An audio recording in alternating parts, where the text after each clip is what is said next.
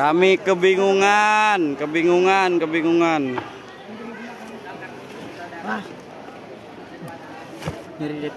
Suasananya masih sibuk akunya di sini tuh. Acak-acakan semuanya. Semuanya acak-acakan tuh. Pada sibuk di sini semuanya acak-acakan.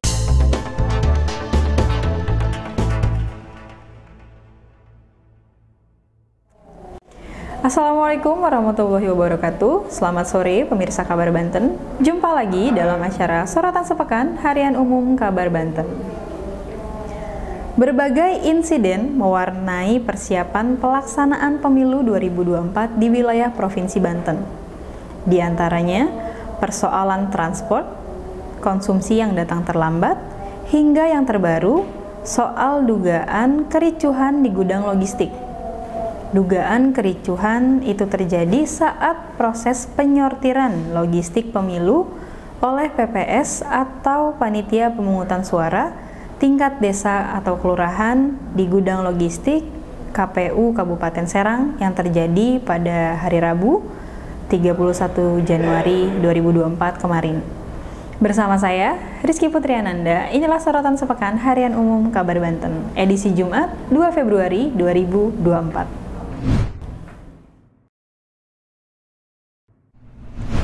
Menjelang hari pencoblosan pada 14 Februari 2024, penyelenggara pemilu mulai dari KPU hingga tingkat KPPS tengah fokus dengan berbagai persiapan. Salah satunya memastikan ketersediaan dan keamanan logistik pemilu. Sebelum dugaan kericuhan di Kabupaten Serang, sebelumnya juga beberapa persoalan terjadi di Kabupaten Tangerang dan Kota Serang perihal konsumsi dan transport yang dikeluhkan oleh anggota KPPS.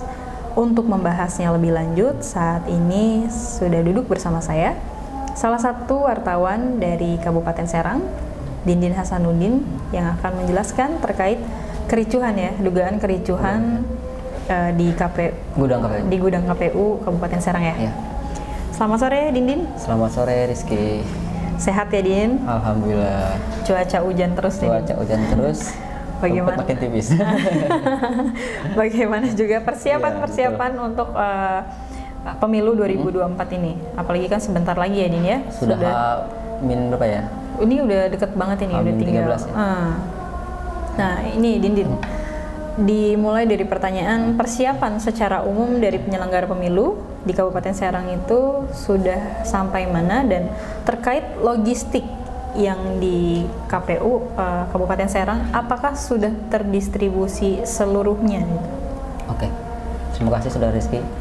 Persiapan pemilu untuk di Kabupaten Serang sendiri saat ini memang masih berkutat perkara logistik ya. Sebelumnya soal logistik ini masih bermasalah juga terkait penempatan gudangnya. Di beberapa kecamatan ada yang gudangnya sempit, namanya kan dia menitipkan di kantor kecamatan beberapa ya, dan di sana kondisinya tidak memadai, akhirnya dipindahkan dan ada yang menempati gedung-gedung PGRI akhirnya. Dan saat ini memang sudah ada solusinya. Kemudian untuk pendistribusian logistik saat ini sudah mulai dilakukan bertahap ya, dan saat ini sudah ada sekitar 9 kecamatan kalau tidak salah yang sudah mulai untuk dilakukan distribusi logistik tersebut.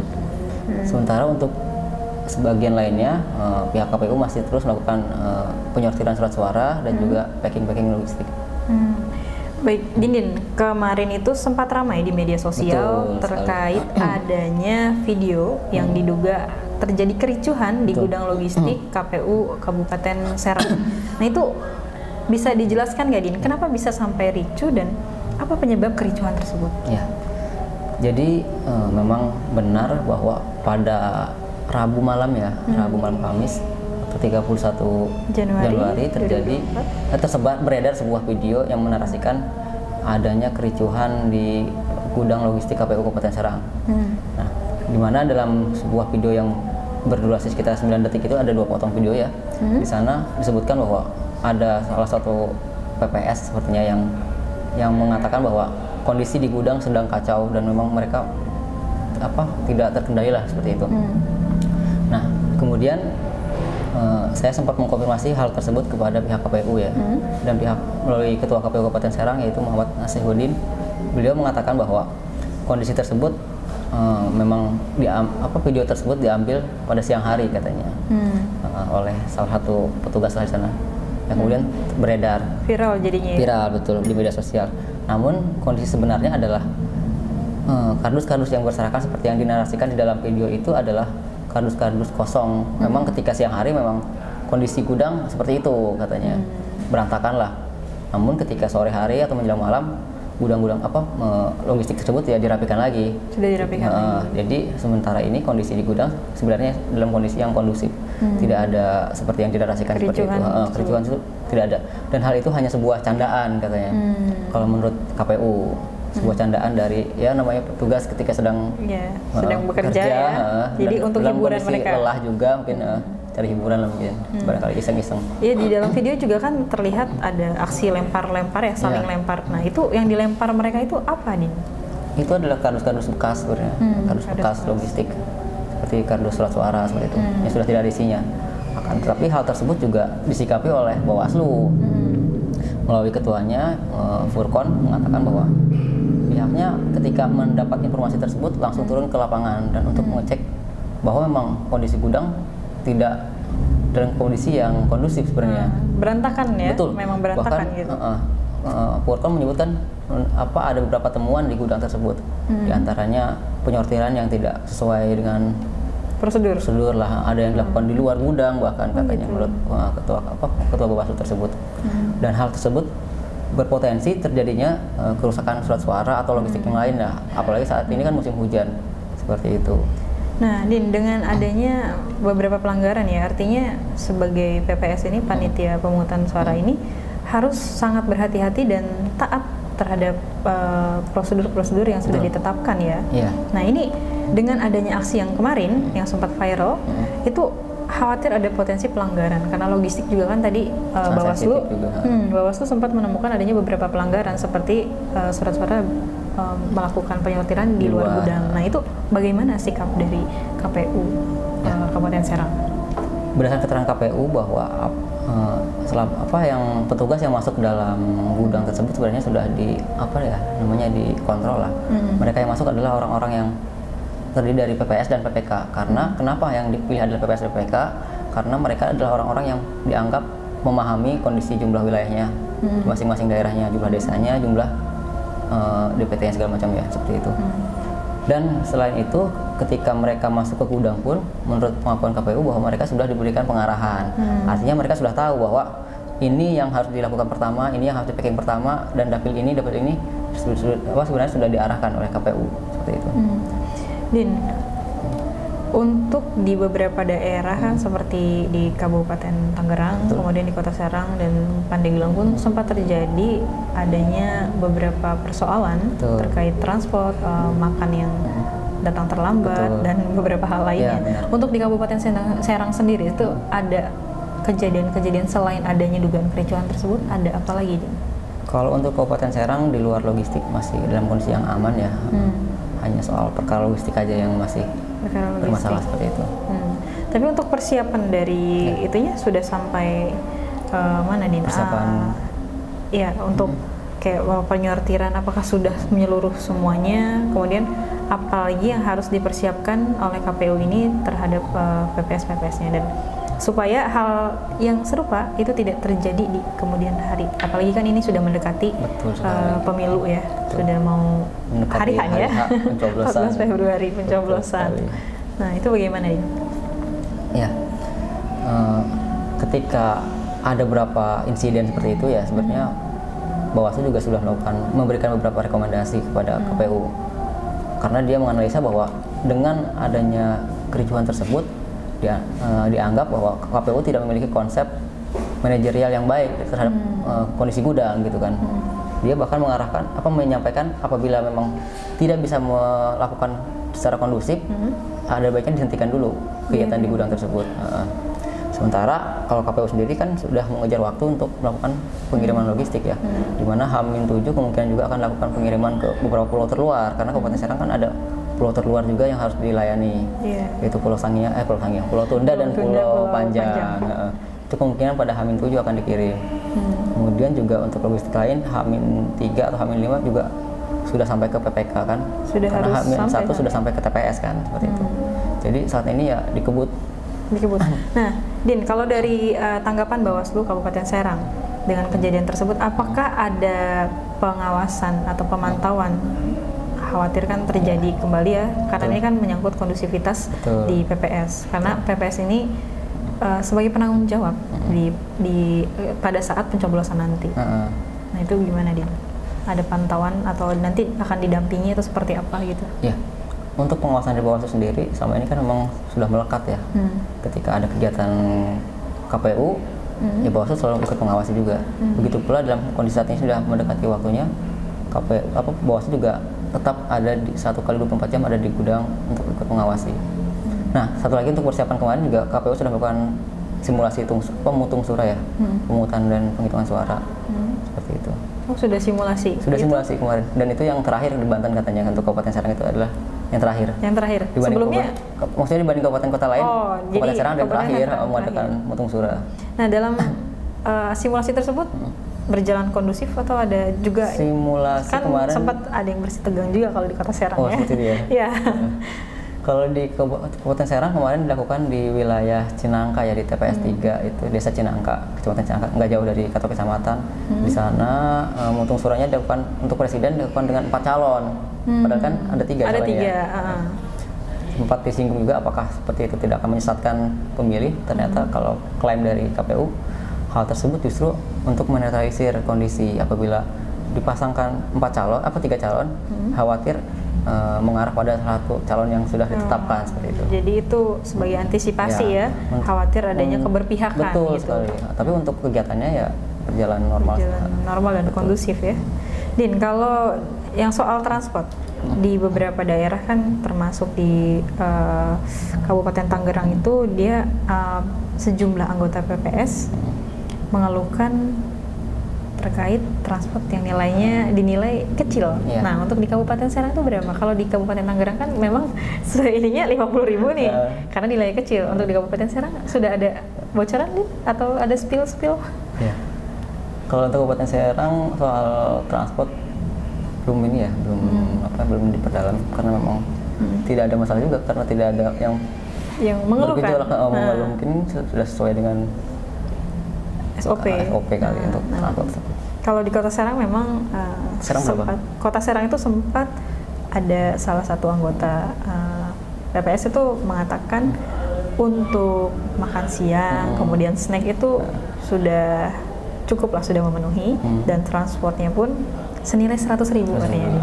Nah, mungkin tidak jauh juga dari Kabupaten Serang ya? Karena memang belum ada yang protes. Belum ada yang protes. Biasanya kalau kurang itu protes. Nah, benar.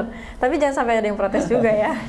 Karena hibahnya besar loh. Iya, emang berapa? 56 miliar kan. 56 miliar untuk di KPU saja atau KPU. Untuk KPU saja. Itu untuk persiapan pemilu 2000. Pilkada. Tapi kalau ini kan APBN ya sebetulnya. Bukan cukup besar juga. Oke, baik. Din.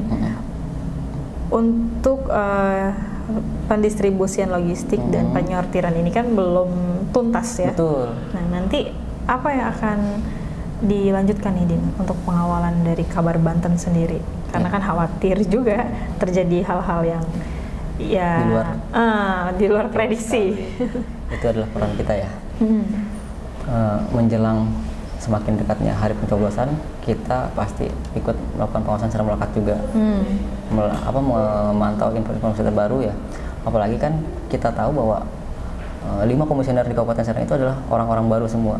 Walaupun wajah lama ya ketuanya kan, cuman kan untuk penyelenggaraan tahun ini adalah mereka baru semua, tidak ada yang wajah lama. Artinya kan persiapan tersebut sebenarnya sempat terputus karena orang baru, otomatis banyak kemungkinan hal-hal yang bisa terjadi di luar itu dan perlu untuk kita pantau. Din, ada tanggapan dari Bupati nggak soal kericuh yang soal video itu, atau ada pendistribusian? Jadi Pemkab Serang ini meminta KPU atau Bawaslu untuk mengawasi dan melakukan percepatan atau bagaimana? Terkait hal tersebut, Pemda Serang sebenarnya sudah siap untuk memfasilitasi segala hal berkaitan dengan pemilu. Akan tetapi untuk masalah kericuhan tersebut, Bupati belum menyampaikan pendapatnya ya. Belum ada komentar terkait hal tersebut. namun sempat dikonfirmasi kepada pihak Kesbangpol ya, karena kan KPU juga berhubungan erat dengan Kesbangpol karena mereka berkomunikasi terus. Nah, memang di sana disebut juga tidak ada masalah terkait kericuan tersebut, hanya sebatas seperti ya candaan, seperti dikatakan artinya KPU, hiburan saja ya. Dan semua masih berjalan kondusif menurut klaim mereka gitu. Nah, untuk Kabupaten Serang sendiri ini Pemkab Serang sendiri itu untuk menjaga kondusivitas dan siap memfasilitasi pemilu ini itu dalam hal apa nih? Dalam hal berbagai hal ya, termasuk pengiriman logistik pun Pemda siap untuk memfasilitasi, melakukan pengawalan, juga melibatkan Forkopimda ya untuk pengirimannya ke sana, karena kan memang Kabupaten Serang termasuk daerah yang luas dan juga medannya juga nggak main-main ya, ada 2 pulau yang apalagi cuaca saat ini juga sudah sangat rawan juga kan, dan Pemda siap untuk memfasilitasi. Kemungkinan kapal juga bisa dari Disub barangkali ya. Sudah disediakan dari Disub Kabupaten Serang. Seperti biasa seperti itu, menggunakan kapal dari Disub.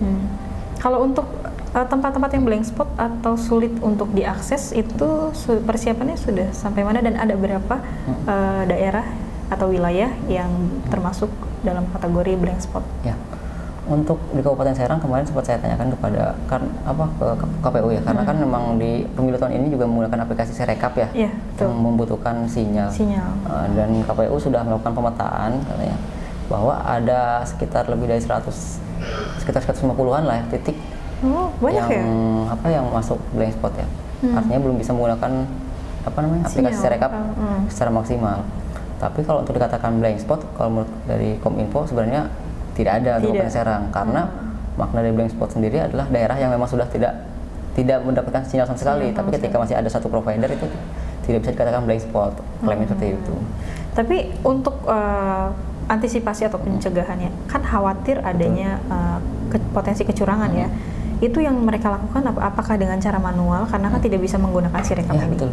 Itu manual. Untuk yang tidak bisa menggunakan aplikasi Sirekap, KPU sudah mengarahkan untuk menggunakan manual.